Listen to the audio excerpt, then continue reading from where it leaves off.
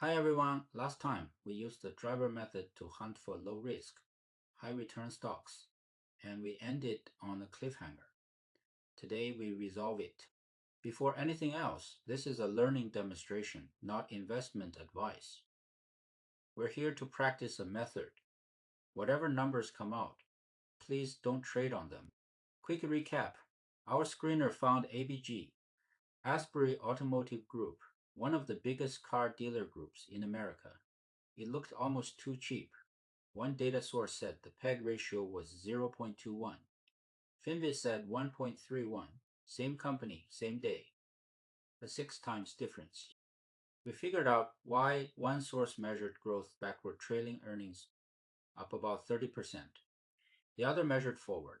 Analyst estimates about 5% a year.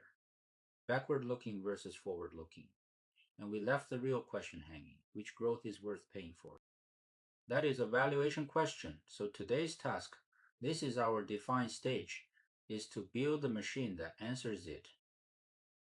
What is one share of ABG actually worth, and is today's price of about $212 cheap, fair, or a trap? Discover what do we already have. 2 data sources from last time, Robinhood and financial datasets, plus something better, the sexy Edgar database, where every public company files its audited statements. It is free, and it is a source everyone else repackages. And here is the plan I negotiated with the AI, not one valuation 3. A reverse DCF, don't guess growth. Ask what growth today's price already assumes. A pro forma DCF, forecast the actual financial statements 3 years out, and discount the cash. And multiples, what are the pieces worth compared to other dealer groups? 3 lenses. If they agree, we trust the zone. If they disagree, that disagreement is information. Represent stage. We turn that idea into steps. 1. Pull the real financials and verify them against the actual 10K filing. 2. Run the reverse DCF for the market. Implied growth. 3. Build a 3-year pro forma. Income statement. Cash flow. Balance sheet in real statement format. Value the pieces against peers. 5. Put every answer on one number line and argue about it. And one question I flagged before letting the AI run, which earnings number do we trust? Last year's the trailing 12 months. Something cleaned up. Keep that question in mind. It turns out to be the whole ballgame. Implement. The AI pulls ABG statements, annual, one company, a few peers, revenue 18 billion, operating income 860 million, reported net income 492 million. So far, so normal. Then I read the balance sheet pool and something's off. Interest expense, $400,000. This company carries billions in debt. $400,000 of interest would be a miracle. So we go to the source, the actual 10K on Edgar, and there it is. The data provider grabbed the finance lease interest line. The real numbers, 91 million of floor plan interest, 188 million of other interest, 279 million total. 700 times what the API said. Landmine 2, the standardized data says total debt, 479 million. The 10K says long-term debt, 3,093 million, plus that 479, which is just the current slice. The field wasn't T wrong, it was incomplete, and the null field is not a 0. If you detrusted it, you think this company was nearly debt-free. It is not. That is the first lesson of the day. Standardized data is a convenience, not a source. When a number looks absurd, you don't model with it. You open the filing. One more thing, the filing teaches us about 2 billion of ABG's liabilities are floor plan notes. Loans secured by the cars on the lot, repaid as each car sells. Dealers don't treat that like normal debt. It is closer to a working capital pipe. We'll keep it separate from the capital structure debt all day. That distinction matters in everything that follows. Now, lens 1, the reverse DCF. Instead of predicting growth, we solve for it. Take today's price, $211.60. Take earnings. Ask what perpetual growth rate makes the price fair at a 10% required return. The answer across every clean earnings base we try, somewhere between -2% and +1%. Roughly zero. Sit with that. The market is pricing this company as if it will never grow again. Which means our video 1 cliffhanger had a trick answer, 30% trailing versus 5% forward. The market isn't paying for either. If you believe in any durable growth at all, the stock is cheap. The whole debate collapses into one question. Is zero the right forecast? Lens 2, I asked the AI build me a 3-year forecast of ABG's financial statements and value the equity from the cash flows. Its first attempt came back fast. Take reported net income, $492 million, grow it 3% a year. Call net income the free cash flow, discount it, answer $389 a share, nearly double the market price. When your first model says the market is missing 80% of the value, the market is occasionally wrong, but your model is usually wrong first. So before we grow that base number, we interrogate it. Is all of it recurring? Catch number 1. Inside that $492 million sits an $80.2 million gain pre-tax from selling dealerships one time. And here is the kicker. The data provider labeled it discontinued operations. The actual filing calls it a gain on dealership divestitures. Inside continuing operations. Wrong label, wrong bucket. You only see it by reading the income statement itself. Catch number 2, and this one cuts the other way. The same income statement shows asset impairments. $141 million. Your instinct says one-time charge, add it back. But look at the history. $150 last year, $117 the year before. For a company that buys dealerships constantly, the impairments aren't one time. They recur every single year, so we keep a normalized charge in the forecast. A one-time item that happens every year is just an expense. Catch number 3. Asbury closed its biggest acquisition ever. The Erb Chambers dealerships, $1.76 billion on July 21st, 2025. So last year's revenue only holds about 5 months of it. Growing that base forgets 7 months of a business they already own. The filing even hands you the fix, pro forma revenue, as if owned all year. $20.3 billion. And catch number 4, my favorite. You'd think the trailing 12-month number dodges these problems because it is fresher. The opposite. First quarter of 2026, another divestiture gain, $125.8 million. That is $5 a share. Half the quarter's earnings. 1. Time. The provider's trailing EPS says 32.62. Cleaned up.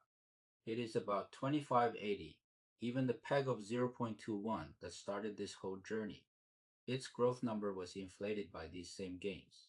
The screen that found the stock was contaminated too. Notice the shape of this. 2 errors inflate the base. One deflates it. One contaminates the trend. A student who catches only the gain gets a worse answer than one who catches nothing. The mistakes partially canceled by luck. That is why you clean systematically, line by line, not by spot fixing whatever looks suspicious. So here is the rebuilt forecast, a real income statement. 3 years. Revenue starts from the filed pro forma base, $20.3 billion less the dive stage stores, growing about 2%. Gross margin 17.3%. And the line that matters, SGI as a share of gross profit, 67%, gliding down to 60%. 4.5% as the integration settles.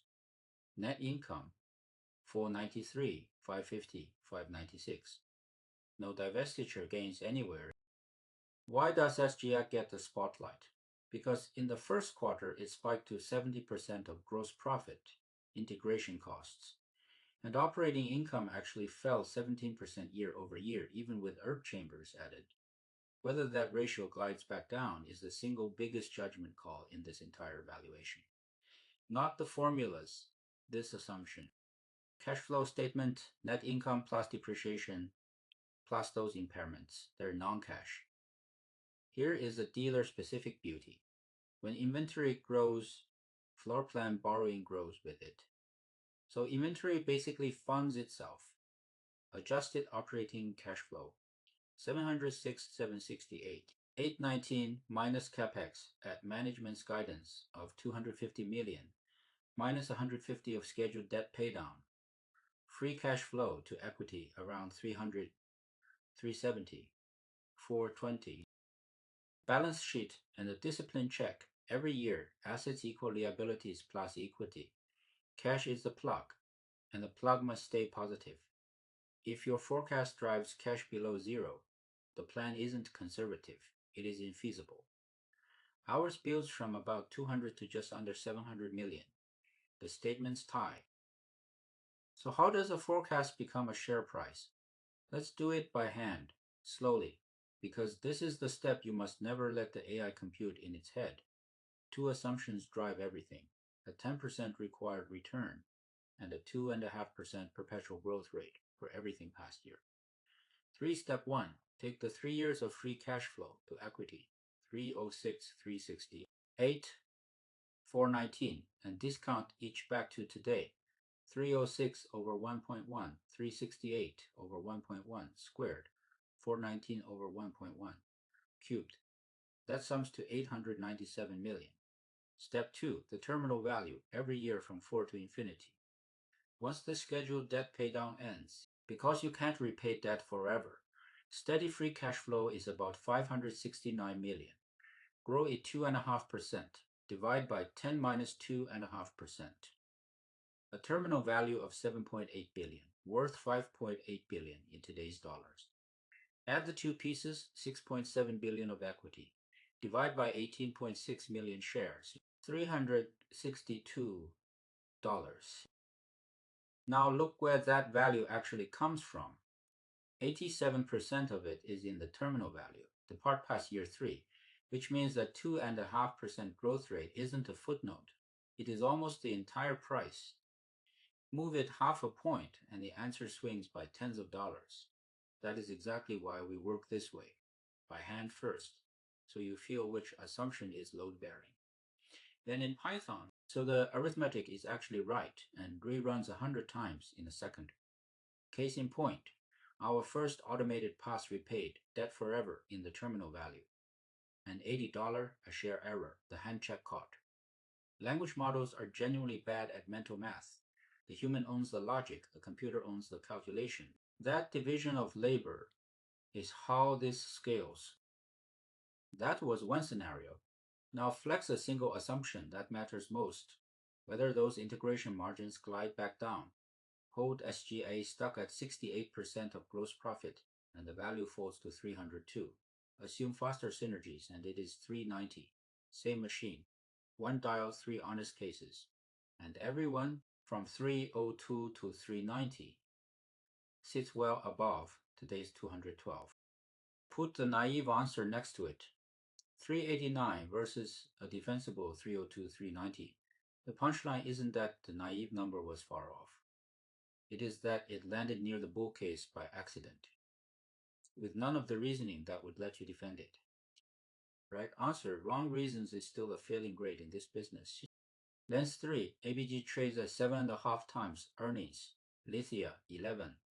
Alternation, 10.6. Group 1, 11.5. Penske, 14.5. Cheapest name in the peer group. On cleaned up earnings of about $27. Peer median multiples, say 243 to 303. Sum of the parts, the dealership segment earned 859 of operating income. The insurance products arm, TCA, another 80. That one deserves a richer multiple. It is a different business. Subtract the inter-segment eliminations. 28 million the segments charge each other. Which naive sums double count? Value the pieces. Subtract the 3.5 billion of real net debt. Not floor plan. 217 to 263. a share. And the trading below book value line from video 1, true, price to book is almost exactly 1. But subtract the 4.4 billion of goodwill and intangibles from the acquisition spree. And tangible book is negative half a billion below book, yes. But the book is mostly paper from past deals, a cheap looking ratio with an asterisk the size of the balance sheet. That closes the implement stage, and it produced three independent answers. The reverse DCF says the market is paying for roughly zero growth. The pro-forma says the cash engine is worth 302 to 390, and the pieces priced against peers say 217 to 303. Three lenses, three answers. Now we stress test all of them. Validate stage. First, cross-source sanity. Two providers, same day, same company. One says trailing earnings 3262. The other implies about 2820. Neither is lying. They cut the trailing window and the one-time items differently. Same name, trailing EPs, two answers. If you don't check definitions, the data checks you. Second, remember the CEO who bought $1 million of his own stock in March. Pull the profile today, and the CEO is a different person. Dan Clara took over on May 4th. David Holt moved up to executive chairman. The insider signal survives. Holt didn't leave, and his buy still stands. But if we'd published the CEO bought $1 million without rechecking, we'd be describing the wrong man. Third, prove the machine by hand. The reverse DCF is one line of algebra. Implied growth equals required return times price minus cash flow. All over price plus cash flow. Plug in $25 of clean earnings, 10% to 1160. You get roughly minus 1.5%. The computer said the same. Never trust a model you can't read. Derive on a napkin. Now the honest part, our lenses disagree. Sum of the parts sits near the price, 217 to 263. The cash flow model says 300 plus. That is not a bug. So TP prices, ABG at today's depressed dealer. Multiples. It assumes the sector stays cheap. The DCF trusts the cash engine directly. The gap between them is exactly the market's bet. The dealer multiples stay low and the integration margins stay heavy. Evolve. Instead of arguing for one number, we can flip the sensitivity around and ask what would make today's price exactly right. Answer: margins stuck near 68% of gross profit, multiples never recovering, and roughly zero growth forever. That is the bear case the market is charging for. Disagree with any leg of it, and the stock is cheap to you. And the transfer test, the real point of driver. This whole machine, clean the base year, forecast three statements, check the plug, triangulate three lenses. Nothing in it is about car dealers. Next time it is Lithia or bank or a software company, the machine travels. Only the judgment calls change. And one more direction, not for today, but for you. Everything we did by hand here could become a tool. You supply the 5 judgment calls, and the machine scales the arithmetic and flags the one-time items on its own. Here is the interesting part. Every valuation tool on the market optimizes for a fast answer. None of them makes you own the assumptions. That is open space. This learning journey doesn't have to end at one stock. The workflow you just built is a product waiting to be made, and that is yours to take further. Reflect stage and in driver. Reflect means replaying the whole loop, because narrating it back is how you prove it stuck. Define found our real task hiding inside the data discrepancy. Represent turned it into a 3-lens plan. Implement caught the landmines and build the machines, including the ones that caught our own mistakes. Validate, cross-check the sources, the people, and the math by hand. And Evolve inverted the whole thing into the market's own bet. 6 stages, and every one of them earned its keep today. Now the claim itself, that is the driver bar. Look at a claim, form an assumption, defend it with evidence. Claim ABG at 212 is cheap. My assumption. Modestly, yes. Defense. The market price is zero growth. Margins already took their integration hit and clean cash flow still covers everything. Insiders with the best information bought seven figures. Counter evidence. I can't dismiss. Revenue is drifting down. The sector trades cheap for cyclical reasons, and half of this year's reported earnings were one-time gains. So the verdict is a range, not a point, somewhere between 240 and 320 on defensible assumptions against a 211 price, modestly undervalued.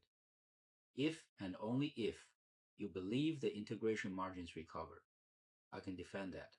I can also lose that argument. That is what an honest valuation looks like.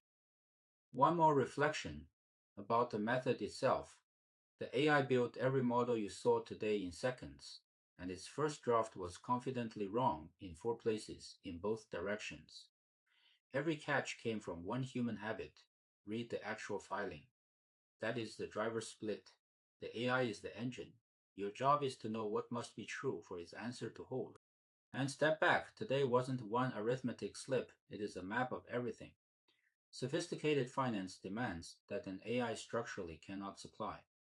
Judgment calls 87% of our value hung on a single margin assumption. Whether integration costs fade, and no model hands you that number, you decided. Fresh events. The Herb Chambers deal closed in July. The CEO changed in May. A divestiture gain landed just last quarter, all after the model's knowledge cutoff and buried detail, a mislabeled gain, a mis-parsed interest line, a null.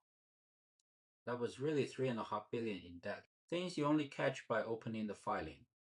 Fast intelligence is now cheap. Judgment, recency, and the patience to read the footnotes. That is the human seat, and it is not going anywhere. None of this is investment advice. We practice the method, not a portfolio. But the method is the whole point. In an age where the machine can compute anything in seconds, the edge was never speed. It is judgment, and judgment is built, not downloaded. So here is the whole idea in 4 words. Drive the AI, build the human. Thanks for driving with me. See you next time.